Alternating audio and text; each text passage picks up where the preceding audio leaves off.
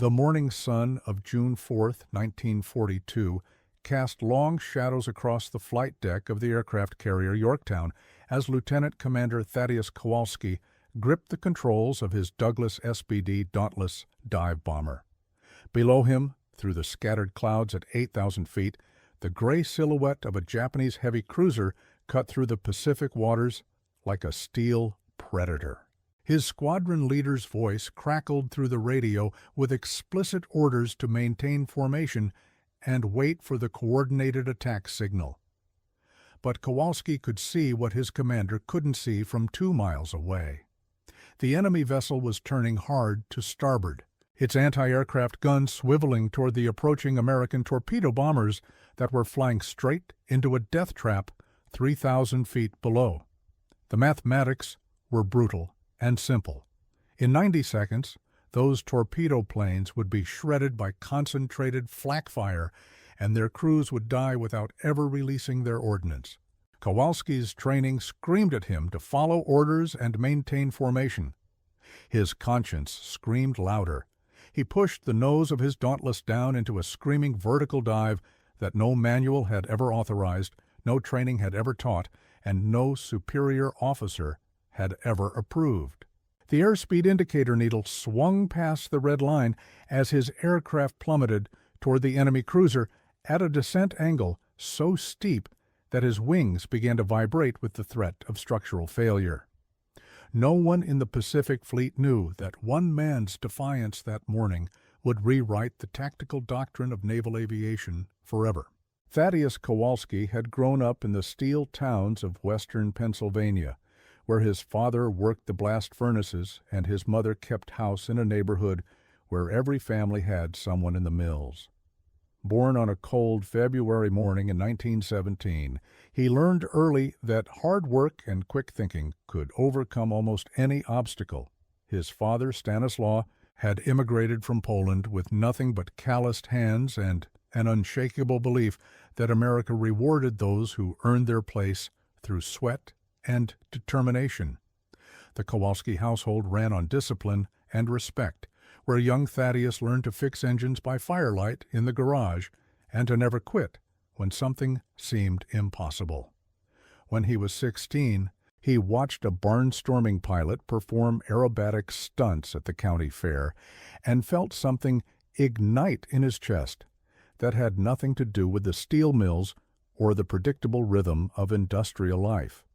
He saved every penny from his job at the hardware store and paid for flying lessons at a small airfield outside Pittsburgh, where an old Great War veteran named Captain Murphy taught him that flying wasn't about following rules, but about understanding the relationship between man, machine, and the invisible forces that kept both alive.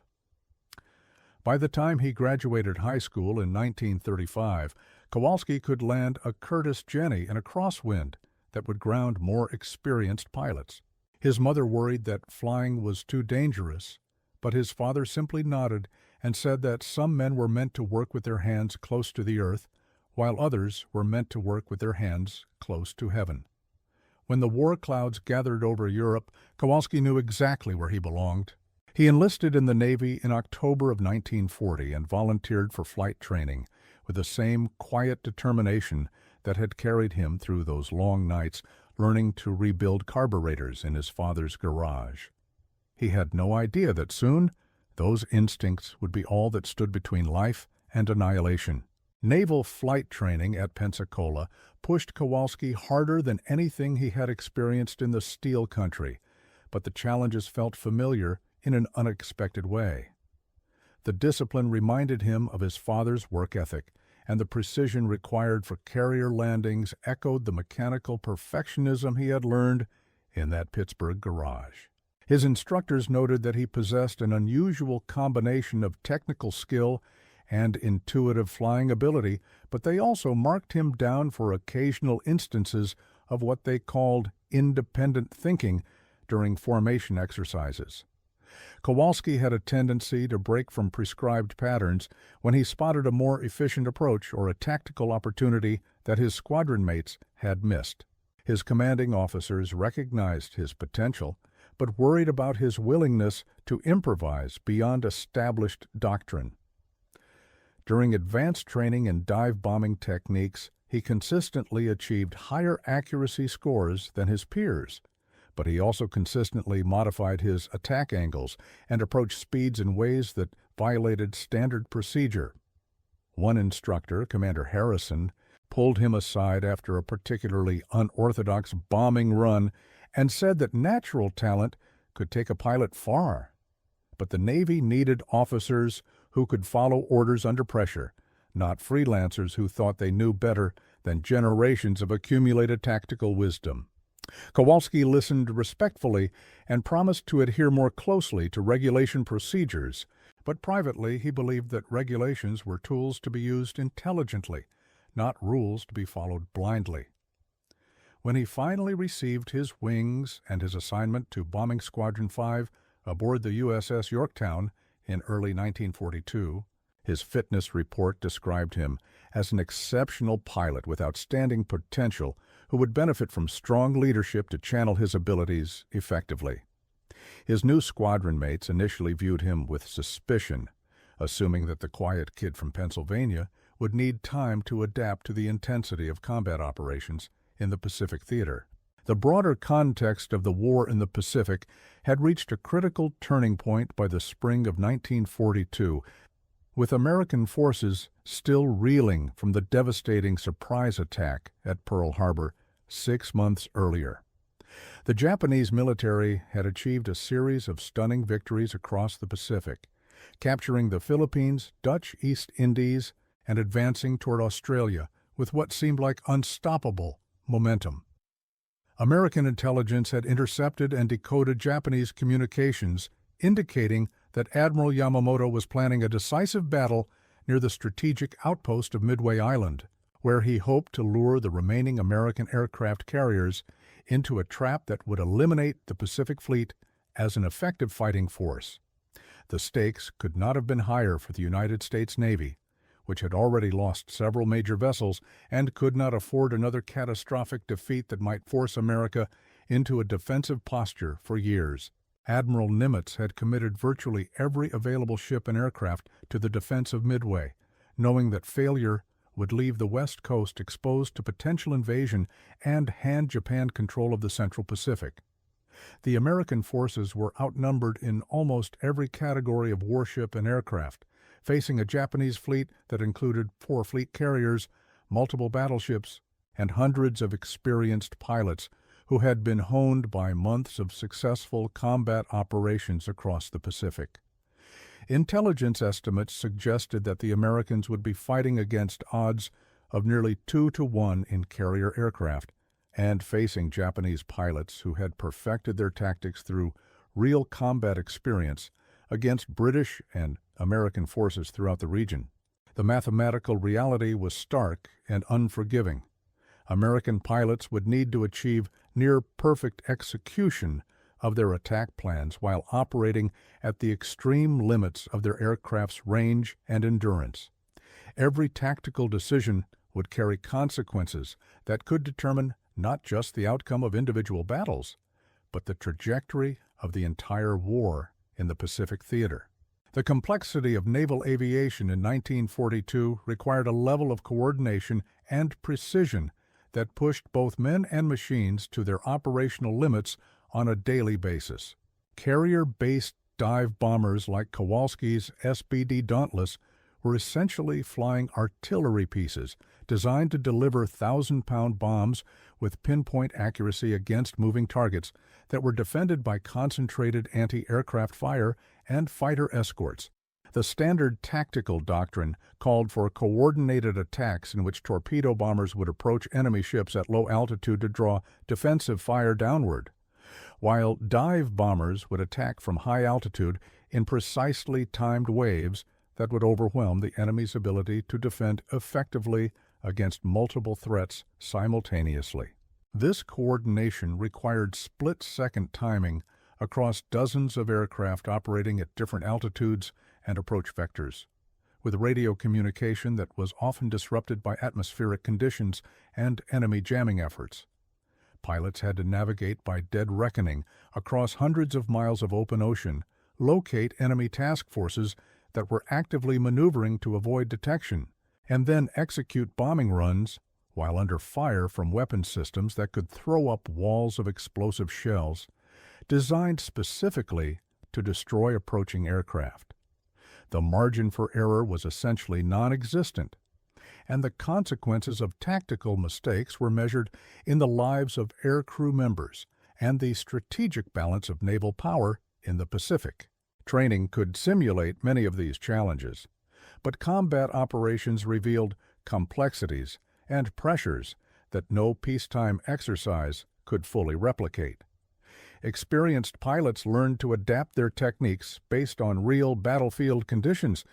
but this adaptation often required making decisions that went beyond the scope of established procedures and regulations. On the morning of June 4, 1942, Kowalski and his squadron mates received their briefing before dawn in the cramped ready room aboard the Yorktown, where intelligence officers laid out the tactical situation with grim precision. Japanese reconnaissance aircraft had been spotted probing American positions around Midway Island, confirming that the enemy fleet was approaching for what would likely be the decisive naval engagement of the Pacific War. American codebreakers had provided Admiral Nimitz with unprecedented insight into Japanese plans, allowing the Pacific Fleet to position its forces for what intelligence officers believed would be a surprise counterattack against the approaching enemy task force. However, the Americans would still be heavily outnumbered and would need to achieve tactical surprise while operating at extreme range from their bases.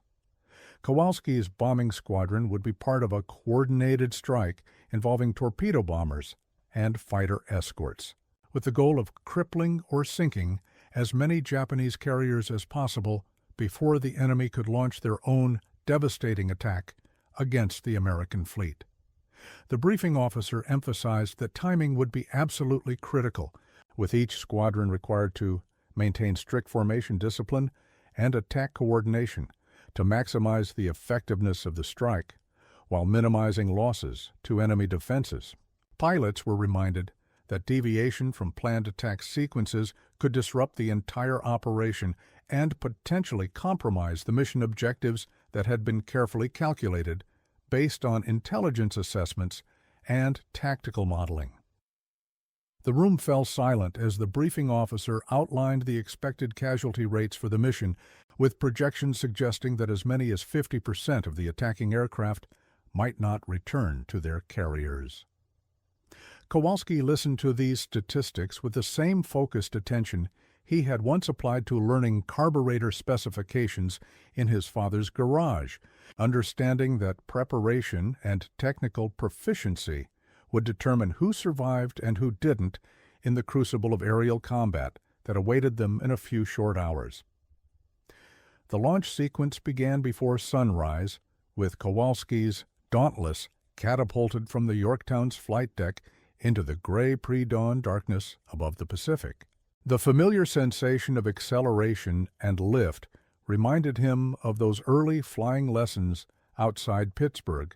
but the weight of the 1,000-pound bomb beneath his aircraft and the knowledge that enemy fighters were somewhere ahead in the darkness added layers of tension that no training flight could duplicate. His gunner, aviation radio man, second class. Kowalski's aircraft climbed steadily toward the rendezvous point where the various squadrons would form up for the coordinated attack on the Japanese task force. Radio chatter was kept to a minimum to avoid detection by enemy monitoring stations, but Kowalski could hear the steady drone of dozens of other American aircraft engines as the strike force assembled in the gradually brightening sky above the ocean.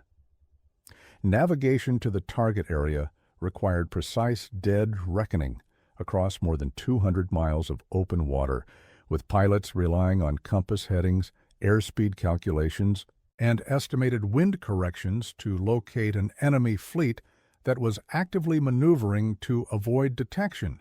The margin for error was essentially zero, since aircraft that missed their targets would likely lack sufficient fuel to return to their carriers, condemning their crews to certain death in the vast emptiness of the Pacific Ocean. As the American strike force approached the estimated position of the Japanese fleet, tension mounted in radio frequencies that had been maintained in disciplined silence for the previous 2 hours of flight time. The first indication that they had found their target came when lookouts spotted the distinctive wakes of multiple large warships cutting through the ocean surface approximately 20 miles ahead of the approaching American formation. Kowalski could see through his binoculars that the Japanese task force included at least 3 aircraft carriers, surrounded by escort vessels, with anti-aircraft guns already beginning to train skyward as enemy lookouts spotted the incoming American aircraft. The sight sent a surge of adrenaline through his system that reminded him of the first time he had successfully landed a difficult aircraft in challenging weather conditions, except that now the consequences of failure would be measured in terms far beyond personal embarrassment or mechanical damage.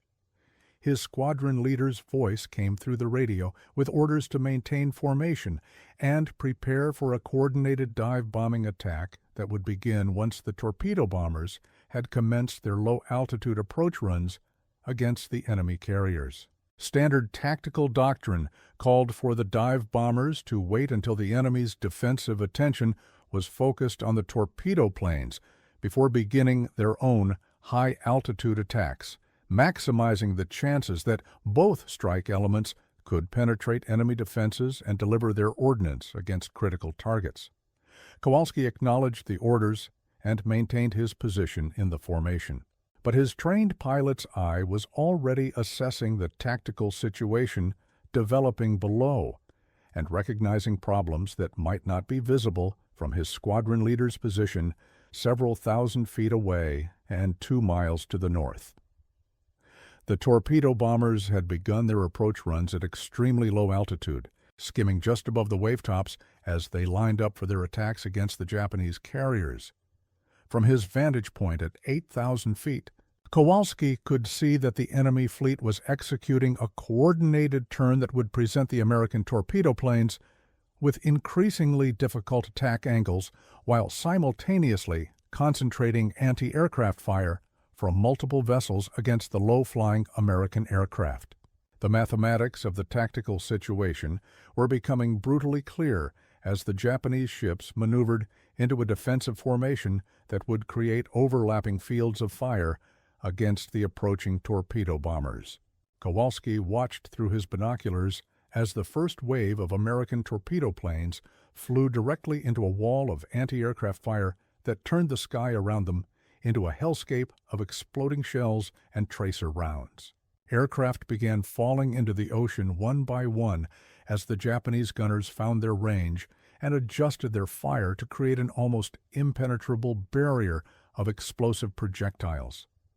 The torpedo bombers were flying straight and level on their attack runs, making them perfect targets for enemy gunners who had been trained extensively in anti-aircraft operations during months of successful combat operations across the Pacific theater. Kowalski could see that the torpedo planes were being systematically destroyed before they could release their weapons, and that the coordinated attack plan was disintegrating under the pressure of concentrated enemy fire. His squadron leader's voice continued to call for maintaining formation and waiting for the designated attack time. But Kowalski could see with crystalline clarity that waiting would mean watching the torpedo bombers die without accomplishing their mission objectives. The enemy anti-aircraft fire was so concentrated and accurate that none of the low-flying American aircraft would survive long enough to reach torpedo release position, and their sacrifice would be wasted unless someone created a diversion that would force the Japanese gunners to split their attention between multiple threats approaching from different altitudes and vectors. The tactical solution was obvious to anyone who understood the geometry of naval gunnery and the limitations of anti-aircraft systems that had been designed to engage targets approaching from predictable directions at standard attack profiles.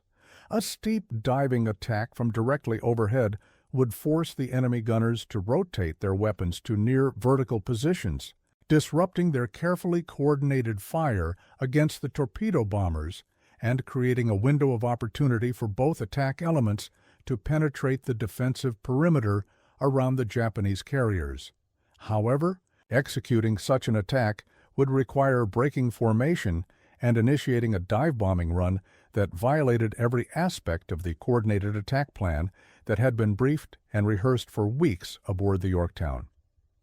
Kowalski understood that disobeying direct orders during combat operations could result in court-martial proceedings and the end of his naval aviation career. But he also understood that following those orders would mean watching his fellow pilots die without achieving any tactical advantage against the enemy fleet.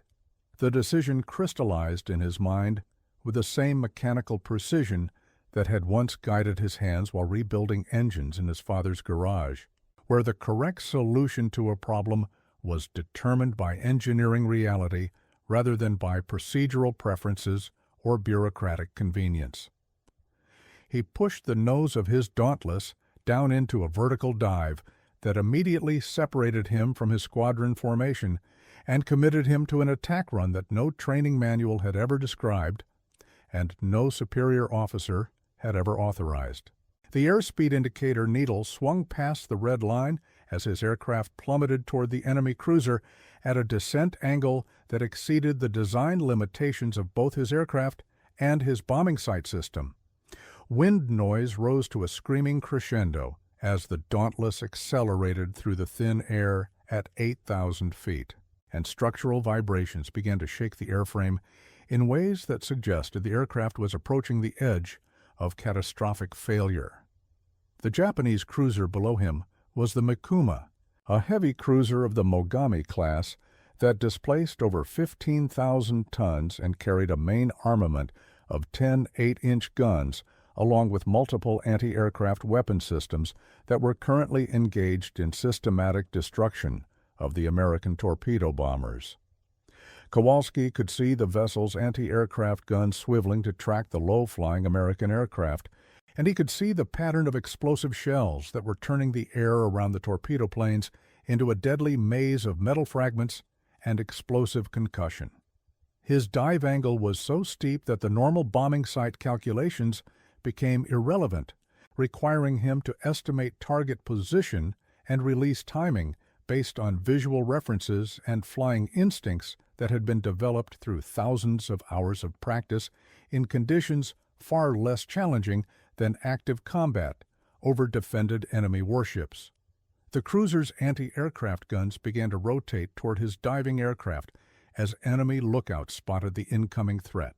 But the steep angle of his approach made it difficult for the gunners to track his aircraft effectively while maintaining their fire against the torpedo bombers that were still approaching at wave-top level. Gravity and engine power combined to accelerate the Dauntless past its maximum design speed as Kowalski fought to maintain control of an aircraft that was vibrating so violently that his instrument readings became blurred and difficult to interpret.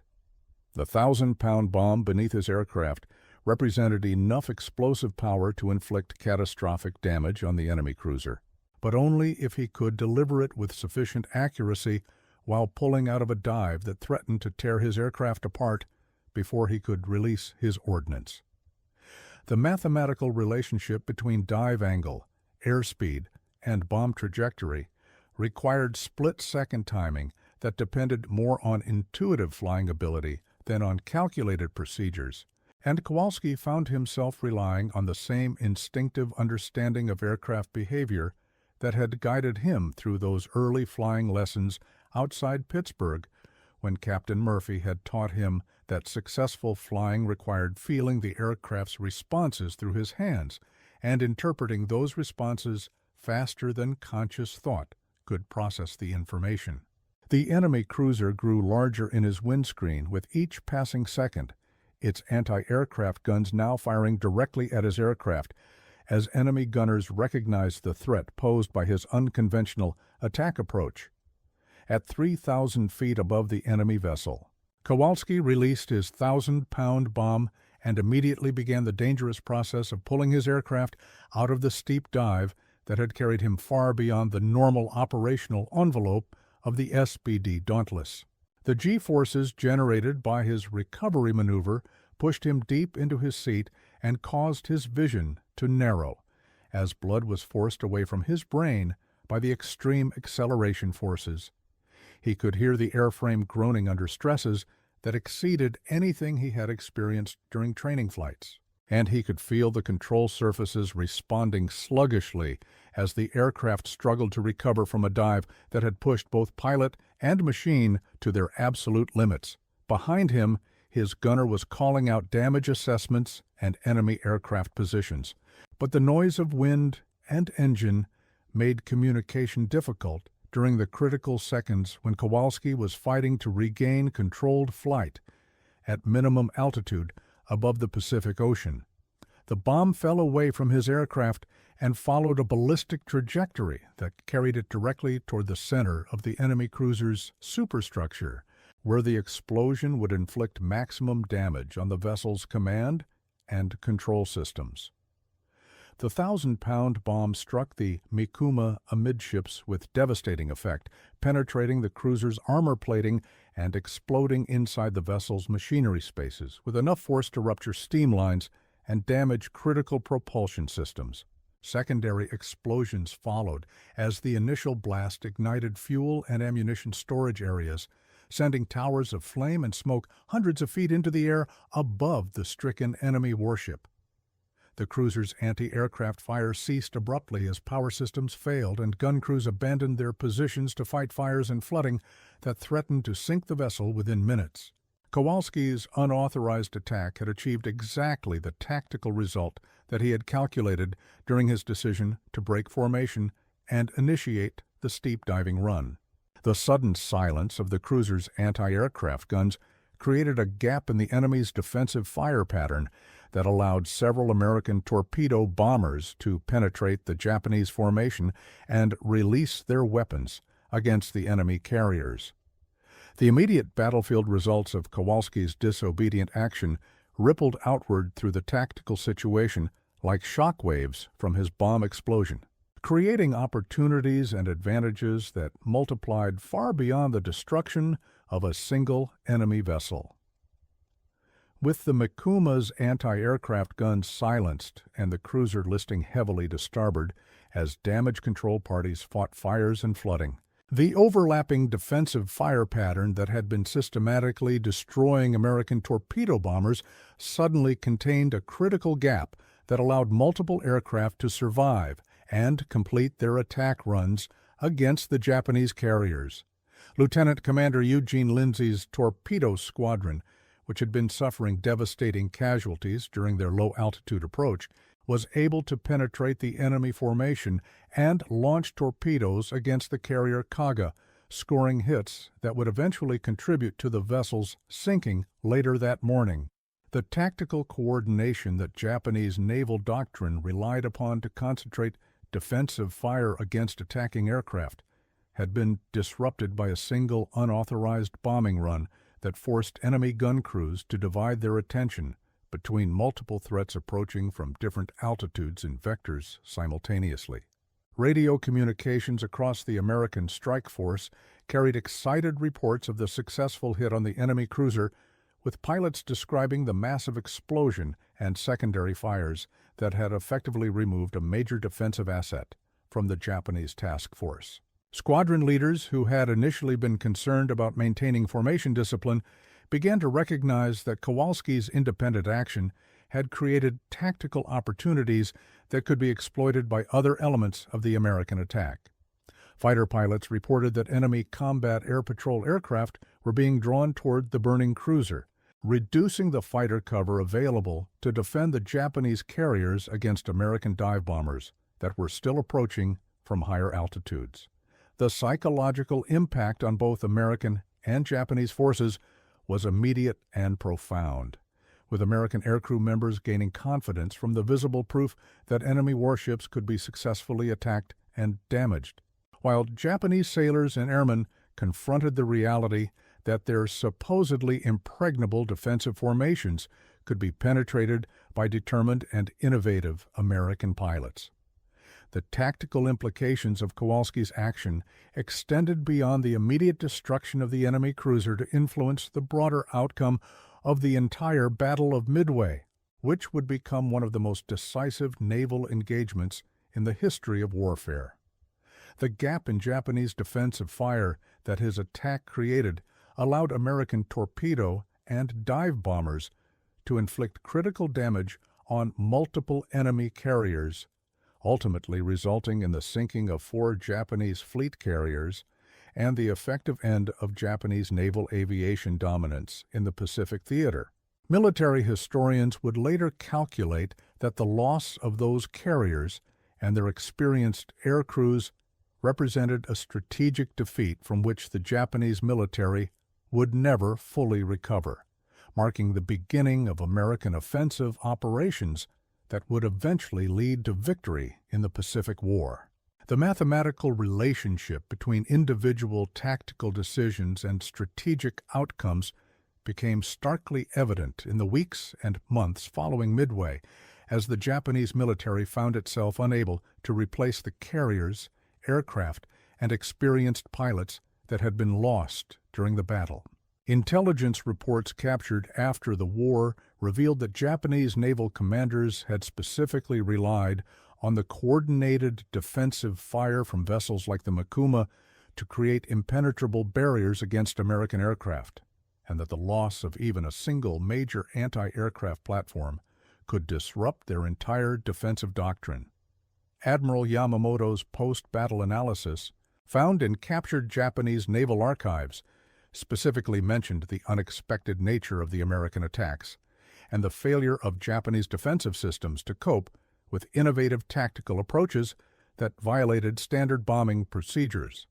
The psychological impact on Japanese naval aviation extended far beyond the immediate tactical situation, with enemy pilots and commanders beginning to question the invincibility of their fleet formations and defensive tactics that had previously proven successful against British and Dutch forces in Southeast Asia and the Indian Ocean.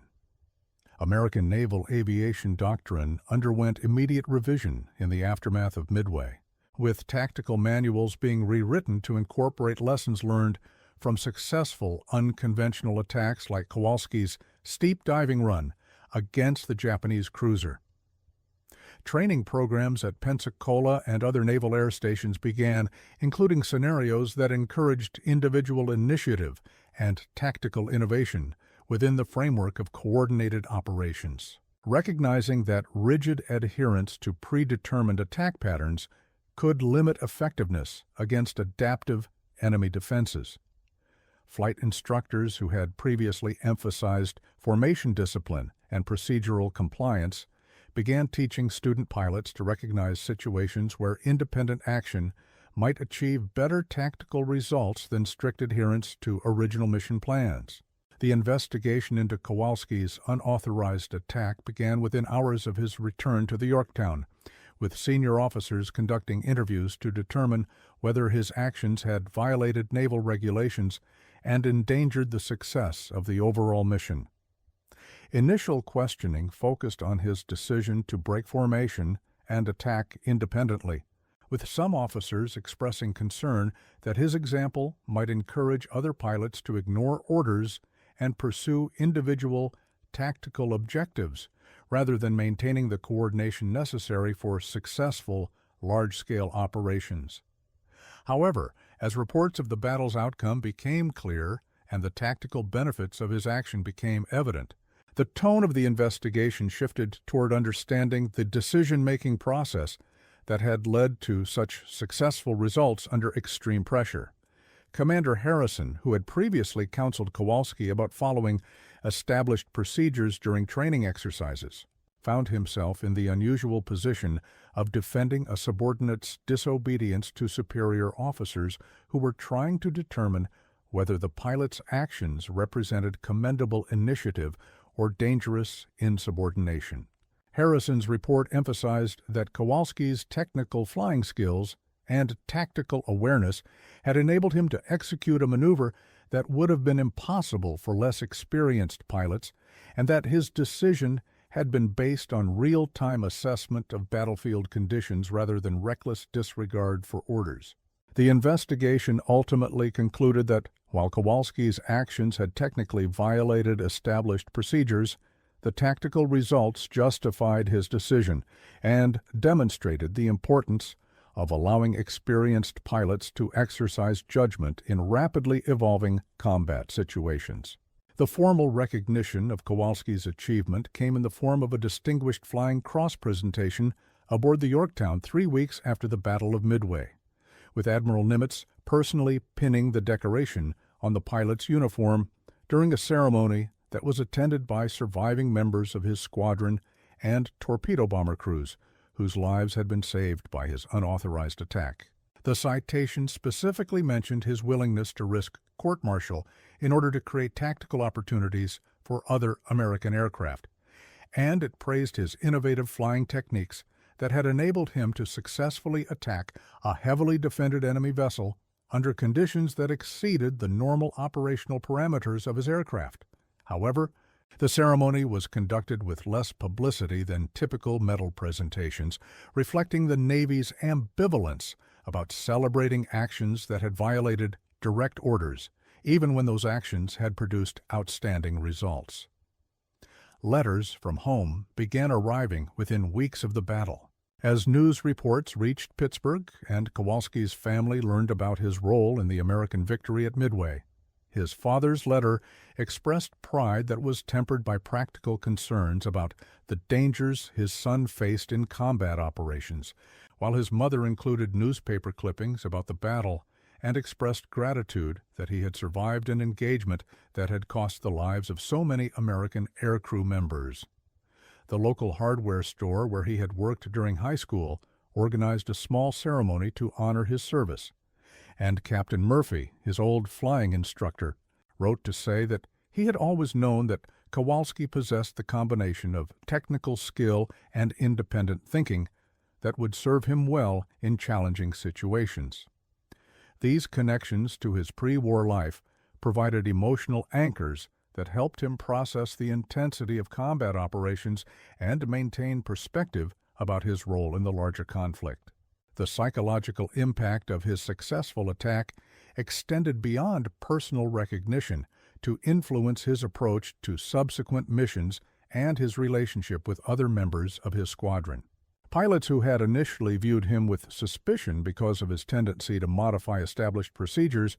now sought his advice about tactical innovations and unconventional approaches to challenging targets. His reputation for independent thinking evolved from a perceived liability into a valued asset as the Pacific War progressed,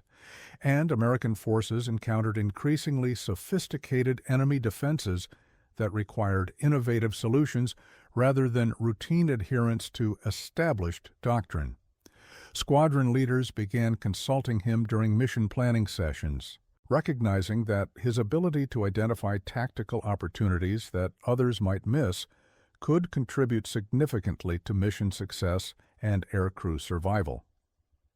Combat operations in the months following Midway provided numerous opportunities for Kowalski to apply the tactical lessons he had learned during his unauthorized attack on the Japanese cruiser, and his flying skills continued to develop as he accumulated experience against a variety of enemy targets and defensive systems. His approach to mission planning evolved to include systematic analysis of enemy defensive capabilities and identification of potential vulnerabilities that could be exploited through unconventional attack methods. And he began sharing these analytical techniques with other pilots through informal training sessions and tactical discussions. The mathematical precision that had guided his mechanical work in his father's garage found new applications in calculating attack angles, bomb trajectories, and fuel consumption rates that would maximize mission effectiveness while minimizing exposure to enemy defensive fire. By the end of 1942, Kowalski had completed more than 40 combat missions and had been promoted to lieutenant commander with responsibility for training new pilots in advanced tactical procedures. His teaching methods emphasize the importance of understanding the engineering principles behind aircraft performance and weapons effectiveness, enabling student pilots to make informed decisions about tactical modifications that could improve their chances of survival and mission success.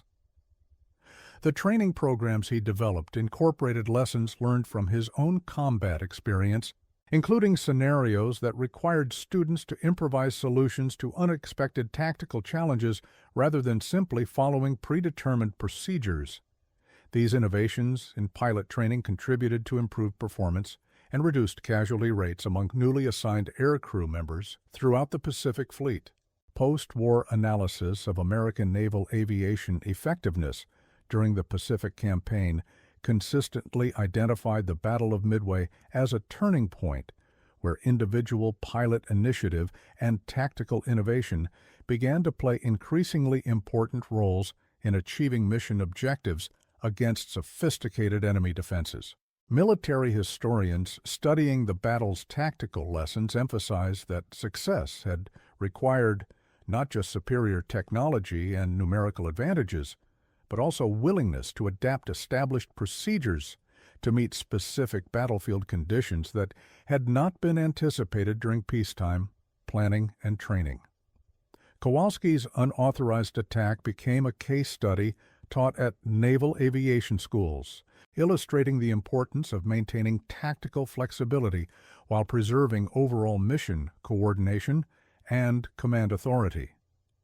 The broader implications of his action extended into post-war military doctrine development, with tactical manuals incorporating provisions for individual initiative within the framework of coordinated operations. Training programs began including scenarios designed to test pilot judgment under pressure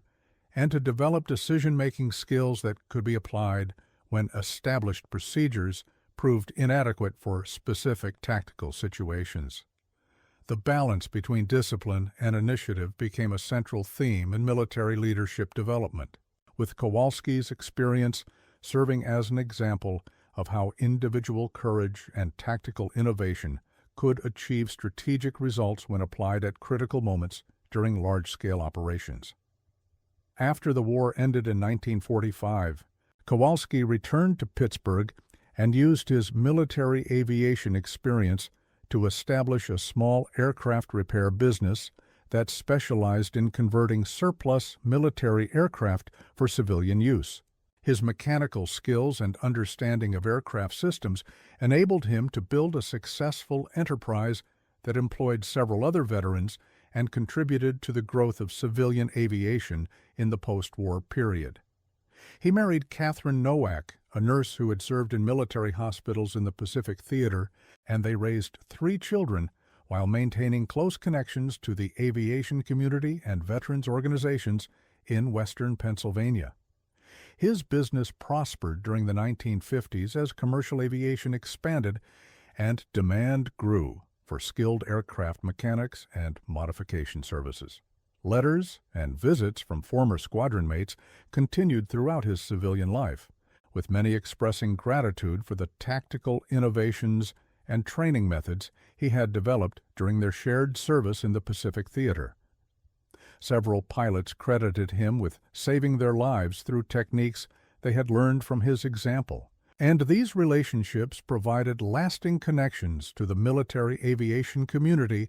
even as he focused on building his civilian career and family life. Annual reunions of Bombing Squadron 5 became opportunities to share stories and maintain friendships that had been forged under the extreme pressures of combat operations, and these gatherings helped preserve the memory of tactical lessons that might otherwise have been forgotten as participants aged and moved on to civilian pursuits. The technical innovations that Kowalski had pioneered during his combat service found applications in civilian aviation as well, with several of his aircraft modification techniques being adopted by commercial airlines seeking to improve fuel efficiency and operational reliability. His reputation for solving complex technical problems led to consulting contracts with aircraft manufacturers and airlines, enabling him to contribute to the development of improved aircraft systems and maintenance procedures that benefited the entire aviation industry. The mathematical precision and mechanical understanding that had guided his military service proved equally valuable in civilian applications, where safety and efficiency were measured by different standards, but required the same fundamental understanding of engineering principles and system performance. Recognition of his wartime service continued to grow during the 1960s and 70s as military historians gained access to previously classified documents and began to understand the full scope of tactical innovations that had contributed to American victory in the Pacific theater. Academic studies of the Battle of Midway increasingly highlighted the importance of individual initiative and unconventional tactics in achieving success against numerically superior enemy forces, and Kowalski's attack on the Japanese cruiser became a frequently cited example of how split-second decisions could influence the outcome of major military engagements. Documentary films and historical articles about the battle often included references to his unauthorized diving attack and its impact on the broader tactical situation, ensuring that his contribution would be remembered by future generations of military aviation personnel. The intersection of technical expertise, tactical innovation, and personal courage that had defined his military service continued to influence his approach to civilian challenges throughout his life.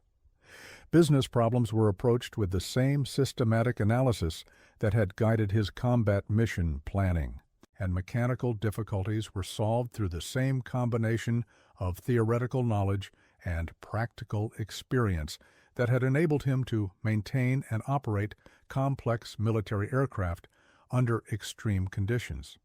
The leadership skills he had developed while training new pilots found applications in managing his business and mentoring younger employees, many of whom were veterans seeking to transition their military experience into civilian careers.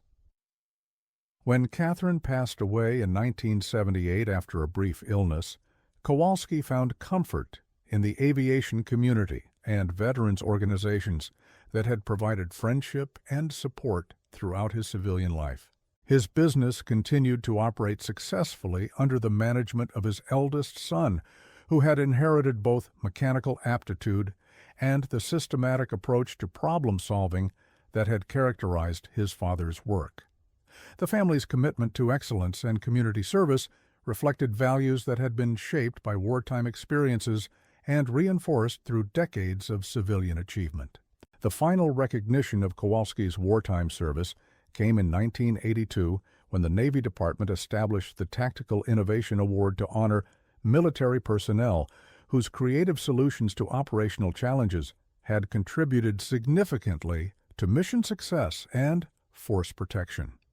The first presentation of this award was made posthumously to Kowalski, who had died peacefully in 1981 at the age of 64, surrounded by family members and friends whose lives had been enriched by his example of courage and innovation under pressure. The ceremony at the Naval Academy included testimony from surviving members of his squadron and torpedo bomber crews, whose lives had been saved by his unauthorized attack on the Japanese cruiser 40 years earlier. The mathematical relationship between individual courage and collective victory remains one of the most compelling aspects of military history, where single acts of heroism can influence the trajectory of entire campaigns and shape the outcome of global conflicts.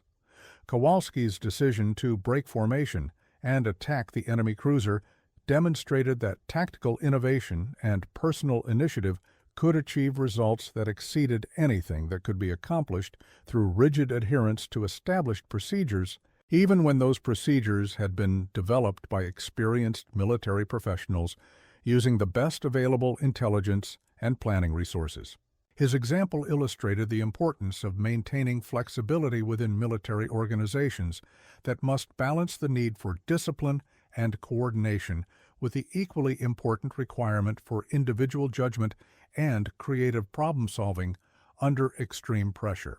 The legacy of his unauthorized attack continued to influence naval aviation doctrine and training programs well into the 21st century, with tactical scenarios based on his experience being used to teach new generations of military pilots about the importance of situational awareness and tactical adaptability. Flight schools incorporated case studies of his decision-making process into their curricula,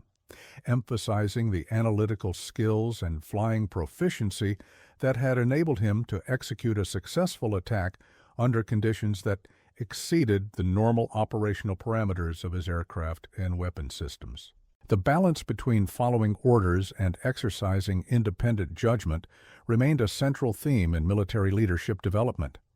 with his story serving as an example of how individual courage could be channeled effectively within the framework of larger strategic objectives. The transformation of American military aviation from a relatively small peacetime force to the dominant air power that emerged victorious from World War II